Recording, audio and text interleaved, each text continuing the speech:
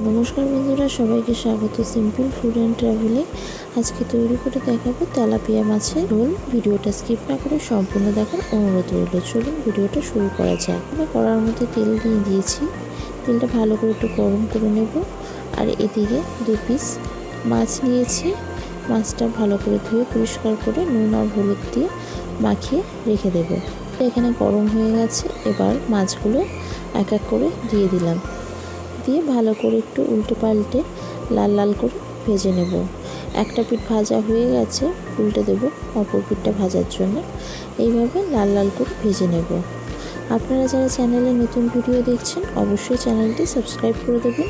পাশে থাকা বেল আইকনে ক্লিক করে দেবেন যাতে সবার আগে আপনার কাছে নিত্য নতুন ভিডিওর নোটিফিকেশান গিয়ে পৌঁছায়। এখানে মাছগুলো ভালো করে একটু লাল লাল করে কড়া করে ভেজে নিচ্ছি। এতে খেতে বেশ ভালো লাগে।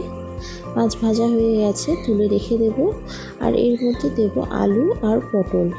আলুগুলোকে নুন আর হলুদ দিয়ে সামান্য একটু লাল করে ভেজে নিচ্ছি। এভাবে তেলাপিয়া মাছের ঝোলটা বেশ ভালো লাগে। এটা স্বাস্থ্যের পক্ষে খুবই উপযোগী। আপনারাও খুব সাধারণভাবে খুব কম মশলায় এই ঝোলটা তৈরি করতে পারেন। পটলগুলো ভাজা হয়ে গেছে, তুলে রেখে দিচ্ছি। আর সেই তেলের মধ্যে দিয়ে দিচ্ছি কালো জিরে। কালো জিরেটা ভালো করে একটু ভেজে নেব। ভেজে নিয়ে তারপর এর মধ্যে একটা ছোটো সাইজের টমেটো কুচি আর 2টো কাঁচা লঙ্কা চিড়ে দিয়ে দিলাম। দিয়ে এবার হলুদ দিয়ে ভালো করে একটু নাড়াচাড়া করে নিচ্ছি যতক্ষণ না টমেটোটা নরম হচ্ছে। টমেটোটা এখানে বেশ নরম হয়ে গেছে। এবার এর মধ্যে সামান্য পরিমাণে আদা বাটা দিলাম। আদাটা দিয়ে ভালো করে একটু ভেজে নিচ্ছি। ভেজে নেওয়ার পরে এবার এর মধ্যে পরিমাণ মতন সামান্য জল দিয়ে দেব। জল দিয়ে তারপরে এক এক করে একটু গুঁড়ো মশলাগুলো দিয়ে দেব। সামান্য পরিমাণে জিরে গুঁড়ো, সামান্য ধনে গুঁড়ো আর কাশ্মীরি লঙ্কার গুঁড়ো দিয়ে ভালো করে একটু নাড়াচাড়া করে নিয়ে এবার ঝোলটা ফুটতে দেব। আর এর মধ্যে দিয়ে দেবো পটলগুলো। আগে পটলগুলো একটু নরম হয়ে যাওয়ার পরে মাছ আর আলুটা দেব। আপনারা যারা চ্যানেলটি সাবস্ক্রাইব করেছেন তাদেরকে অসংখ্য ধন্যবাদ।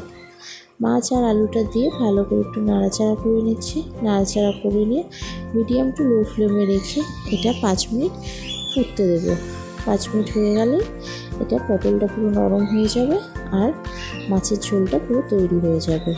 এখানে তেলাপিয়া মাছের ঝোলটা পুরো তৈরি হয়ে গেছে। আপনাদের ভিডিওটা কেমন লাগলো অবশ্যই জানাবেন। আশা করি ভালো লেগেছে। ভালো লাগলে লাইক শেয়ার কমেন্ট করবেন, চ্যানেলটা সাবস্ক্রাইব করে দেবেন, পাশে থাকা বেল আইকনে ক্লিক করে দেবেন যাতে সবার আগে আপনার কাছে নোটিফিকেশান গিয়ে পৌঁছায়।